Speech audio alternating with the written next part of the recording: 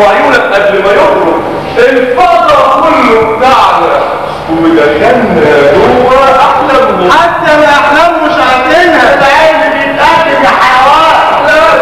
احلام ممتعه يا اولادي. الراجل ده حلم خطير. حلم ايه؟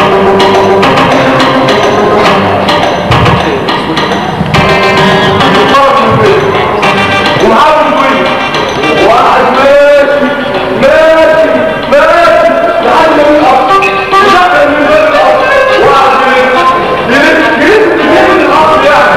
وبعدين بص له الله الشجر راح يرسم عليه وقتلوا يا اولادي. وشافت يا جلالة الملكة الغراب في الحلم يعني الوزير. يا سلام. يعني المنتخب تضرب الارض الوزير ايام كده في الارض يبقى ايه؟ ارهابي. مش مقتنع لما بنقول انها قضايا سياسيه هذا وخطيره. انا احتاج الغراب في الحلم مش الوزير. انت تعرف يا اخي واحد من ايوه الغراب في الحلم يعني الزهر. انا قصدك تقول ان الراجل ده ضرب راسه بالنار يبقى برضه جريمه. جريمه غير سياسيه يعني لازم ترجع للمحكمه تاني ويتحقق فيها من الاول. محدش قال كده الراجل الوزير.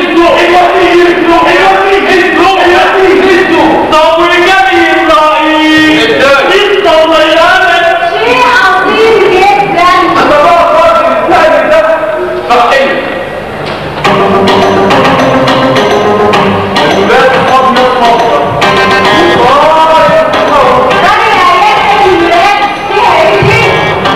حلم كده ثالث ابيض فاضي وضايق لازم يعمل ايه؟ والاختلاف يعني ايه؟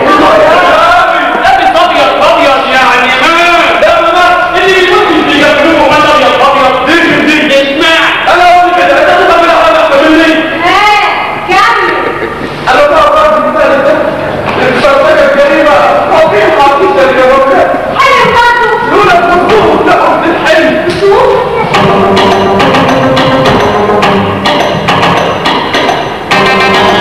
حلم انه داخل جنين في القصر وبعدين شاف واحده